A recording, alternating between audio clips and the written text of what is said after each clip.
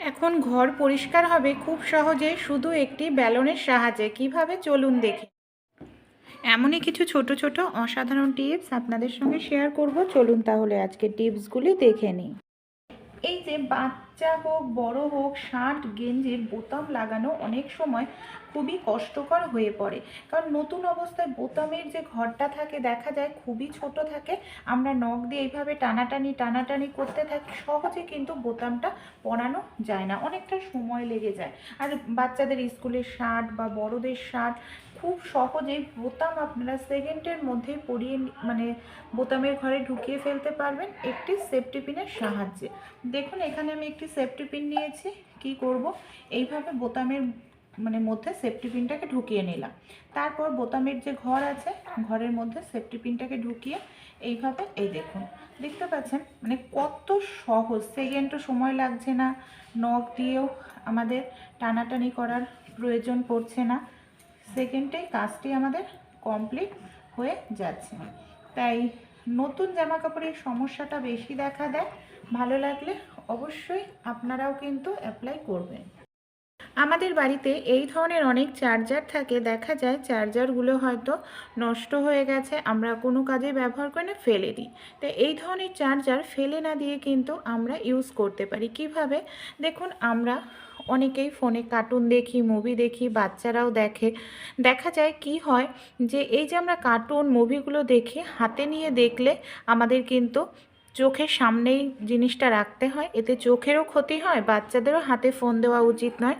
তাই বাচ্চাদেরও যদি কার্টুন দেখানো হয়, ফোনের স্ট্যান্ড যদি না থাকে এইভাবেই আপনারা ফোনটাকে রেখে দেখুন স্ট্যান্ড হিসাবে ইউজ করতে পারবেন, কত সহজেই কাজটি করতে পারবেন। ভালো লাগলে টিপসটি অবশ্যই ট্রাই করে আপনারাও দেখতে পারেন। আমাদের বাড়িতে যে এই ধরনের জুতোগুলো থাকে অনেক সময় কি হয়, পালিশের কালি শেষ হয়ে যায়, আর জুতোর মধ্যে দেখুন কোনো রকম গ্লেজ থাকে না, নোংরা লেগে যায় জুতোতে, দেখতে কতটা বাজে লাগে। সেক্ষেত্রে দোকানে নিয়ে যাওয়া অনেক সময় সম্ভব হয় না, বাচ্চাদের স্কুল থাকে সকালবেলায়। তাই কোনোভাবে যদি পালিশের কালি শেষ হয়ে যায় বা দোকানে নিয়ে যাওয়া সম্ভব না হয়, এই টিপসটি অ্যাপ্লাই করবেন। এখানে দেখুন আমি নিয়ে নিচ্ছি ভ্যাসলিন, প্রত্যেকের বাড়িতেই থাকে, আর এর দামটাও কিন্তু খুব কম। সামান্য পরিমাণ ভ্যাসলিন এইভাবে একটু ডট দিয়ে দিন, তারপর খুব সহজে নতুনের মতো একদম শাইন চলে আসবে, মনে হবে যেন আমরা এটাকে দোকান থেকে পালিশ করে নিয়ে এসেছি। এখানে আমি একটি কাপড় নিয়ে নিয়েছি, কাপড় দিয়ে এইভাবে ভ্যাসলিনটাকে খুব ভালো করে লাগিয়ে নেব। এইভাবে একটুখানি কাপড় দিয়ে আমাদের ডলে নিতে হবে, পুরো ভ্যাসলিনটা ভালো করে মুছে নিতে হবে। দেখুন কতটা সুন্দর গ্লেজ চলে এসছে, কোনো রকম পালিশ ছাড়াই। আপনারাও কিন্তু এই টিপসটি অ্যাপ্লাই করতে পারেন।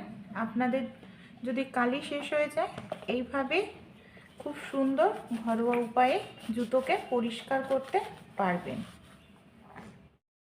কম বেশি আমাদের বাড়িতে কেউ না কেউ এই ধরনের চশমা ব্যবহার করেই থাকে, কিন্তু সমস্যাটা কি হয়, আমরা যখন এই চশমাগুলোকে কোথাও নিয়ে যাই, দেখা যায় চশমার যে বক্সটা সেটা হয়তো নষ্ট হয়ে গেছে, ভেঙে গেছে, ফেটে গেছে। ব্যাগের মধ্যে চশমাটা নিয়ে যেতে গেলে বক্স ছাড়া শুধু চশমা নিলে ব্যাগে অনেক সময় চাপ লাগলে দেখা যায় চশমাটা ফেটে কিন্তু নষ্ট হয়ে যায়, আমাদের অনেকটা টাকাই লোকসান হয়। তাই আমাদের বাড়িতে এই ধরনের অনেক পুরনো মোজা থাকে, মোজাগুলো অনেকটাই মোটা হয়। তাই যদি এরকম এক্সট্রা কোনো মোজা থাকে যেটা ব্যবহার করা হয় না, একটা হারিয়ে গেছে, এই ধরনের মোজার মধ্যে আমরা যদি চশমাটাকে এইভাবে ঢুকিয়ে নিই, তারপর এইভাবে ব্যাগে করে ক্যারি করি, চশমায় চাপ লাগলেও কিন্তু খুব সহজে চশমাটা ভেঙে নষ্ট হবে না। ভালো লাগলে টিপসটি অবশ্যই আপনারাও ট্রাই করে দেখবেন, আশা করছি উপকার পাবেন। বাচ্চারা যখন স্কুল থেকে জুতো পরে আসে, দেখা যায় 5-6 ঘন্টা এই ধরনের জুতোগুলো পরে থাকে, বাচ্চাদের বড়দের সমস্যাটা কি হয়, দেখা যায় এই জুতো থেকে ভীষণ বাজে একটি দুর্গন্ধ বের হতে থাকে, আর এই দুর্গন্ধ টেকা দায় হয়ে পড়ে। সেক্ষেত্রে এই টিপসটি অ্যাপ্লাই করতে পারেন। রসুন, এখানে আমি কোয়া রসুন নিচ্ছি। এটা আপনারা মিনিমাম 7 দিন 8 দিন মতো রাখতে পারেন। এখানে 2 কোয়া রসুনের না একটুখানি খোসাটা এইভাবে ছাড়িয়ে দিন, পুরোটা ছাড়ানোর দরকার নেই, যাতে গন্ধটা ভালোভাবে বের হয়। এবার জুতোর মধ্যে এইভাবে 2 কোয়া রসুন আপনারা রেখে দিন। রসুন কি করবে, জুতোর মধ্যে যত ব্যাকটেরিয়া জীবাণু আছে সেগুলোকে অ্যাবজর্ব করবে, এমনকি জুতো থেকে যে বাজে একটি গন্ধ বের হয় সেই গন্ধটাও দূর হবে। ভালো লাগলে ট্রাই করবেন, কারণ রোজ রোজ এই ধরনের জুতো ধোয়াও সম্ভব না, আর জুতোগুলো ধুলেও নষ্ট হয়ে যাবে। এই ধরনের যে শাড়িগুলো হয়, এই ধরনের শাড়ি পরতে আমাদের খুবই সমস্যার মধ্যে পড়তে হয়, কারণ একজনকে কারোর হেল্প লাগে কুচিগুলো ধরার জন্য। বাড়িতে যদি কেউ না থাকে তখনই কিন্তু সমস্যার মধ্যে পড়তে হয়। বাড়িতে কাউকে ধরার প্রয়োজন পড়বে না, হাতের কাছে একটি চিরুনি রেখে দেবেন, চিরুনির সাহায্যে খুব সহজেই পরে নিতে পারবেন। চলুন দেখে নিই কীভাবে। সবার প্রথমে কি করতে হবে, আমাদের এইভাবে দেখুন কুচি করে নিতে হবে, যেমন তেমন করে কুচি করে নিন। এইভাবে প্লেটটাকে ধরে আমরা কুচি করে নিলাম। তারপর কি করব, এখানে নিয়ে নেব চিরুনি। চিরুনি দিয়ে আমাদের যেটা করতে হবে, চিরুনির যে আমাদের কাঁটাগুলো আছে এইভাবে দেখুন ঢুকিয়ে নেব, একটি একটি করে ঢোকাবো, ঢুকিয়ে এইভাবে আমাদের টানতে লাগবে। আপনারা একসঙ্গে যদি সবগুলো কুচি প্লেন করতে চান এইভাবে ধরে নিন, ধরে নেওয়ার পর চিরুনিটাকে ঢোকাতে হবে। এই দেখুন চিরুনিটাকে ঢুকিয়ে নিয়েছি। এবার কি করছি, এইভাবে টেনে দিচ্ছি। এতে কি হবে, কুচির যে প্লেটগুলো সেগুলো সমান হবে আর এলোমেলো হবে না। এই দেখুন প্রত্যেকটা প্লেট কত সুন্দর সমান হয়ে গেছে, কারো ধরার প্রয়োজন পড়বে। একটা ব্যালনের সাহায্যে কিভাবে ঘর পরিষ্কার হবে চলুন আমরা দেখে নিই কিভাবে।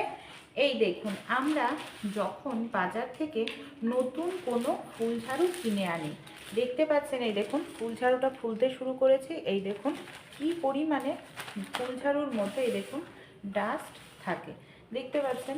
আর এগুলো কিন্তু এই দেখুন যত আমরা ঘর ঝাড় দেবো না, আমাদের ঘরটা আরও বেশি কিন্তু নোংরা হবে, আর এইগুলো আমাদের এবার হাত দিয়ে ধরে পরিষ্কার করতে লাগবে, আমাদের কাজটা কিন্তু আরও বেড়ে যাবে। তাই আমাদের কাজ যাতে না বাড়ে, খুব সহজেই আমরা যাতে ঘর পরিষ্কার করতে পারি, এখানে একটি ব্যালন আমি নিয়ে নিয়েছি। নতুন ফুল ঝাড়ুতে এই সমস্যাটি হয়, এইভাবে আপনারা ধীরে ধীরে বাড়ি দিতে থাকুন। এইভাবে বাড়ি দিলে কি হবে, ফুল ঝাড়ুর যে ডাস্টগুলো বা ফুলগুলো সেটা প্লাস্টিকেই পড়ে যাবে। এই দেখুন, আর একবারেই বের হয়ে যাবে। রোজ রোজ ঘর ঝাড় দিলে যে ফুল ঝাড়ু থেকে 5-6 দিন মতো নোংরা বেরোয়, সেটা বের হবে না। এইভাবে আমি খুব ভালো বাড়ি দিয়ে নিয়েছি, দেখুন সুন্দর করে। এবার আমি আপনাদের দেখাচ্ছি। এই দেখুন, দেখতে পাচ্ছেন, দেখুন কি পরিমাণে এই দেখুন নোংরা বের হচ্ছে। এইভাবে ঝাড়িয়ে দিচ্ছে আর নোংরা কিন্তু বের হয়ে যাচ্ছে। দেখুন কতটা নোংরা ছিল। এই কাজটি যদি আমরা না করে ঘরটা ঝাড় দিতাম তাহলে কি হতো, আমরা ঘর ঝাড় দিয়েও কোনো লাভ হতো না। এই কাজটি না করে যদি আমরা ঘর ঝাড় দিতাম তাহলে কিন্তু আমাদের কোনো লাভ হতো না, ঘর আমাদের নোংরাই হয়ে যেত, কারণ এর থেকে ফুল বের হতেই থাকতো। তাই অবশ্যই যখন নতুন কিনে আনবেন, এই ধরনের তো প্যাকেটের মধ্যেই আসে ঝাড়ুগুলো, তাই প্যাকেট থেকে বের না করে প্যাকেটে রেখেই ফুল ঝাড়ু দিয়ে বাড়ি দেবেন আপনারা ব্যালন দিয়ে, তাহলে আপনাদের ব্যালনও নোংরা হবে না, আর ফুল ঝাড়ুর সব ফুলও বেরিয়ে যাবে, ঘরও আপনাদের নোংরা হবে না। ভালো লাগলে আইডিয়াটি অবশ্যই ট্রাই করে দেখবেন আপনারাও। জামা কাপড় এলোমেলো হয়ে গেলে ভাঁজ করতে কি খুব অসুবিধা হয়, বিশেষ করে এই ধরনের শাড়িগুলো অনেকটা সময় লাগে, শাড়ির পাড় বের হয়ে যায়। এখন আর অসুবিধা হবে না, একটি চিরুনির সাহায্যে খুব সহজেই গুছিয়ে নিতে পারবেন। কিভাবে চলুন তাহলে দেখে নিই। শাড়ির একটি মাথা আমাদের নিয়ে নিতে হবে, তারপর কি করব, ছোট্ট করে পারফেক্ট ভাঁজ করে নেব।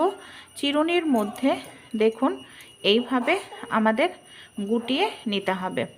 একটু দাঁড়িয়ে করবেন এই কাজটি, তাহলে সুবিধা হবে।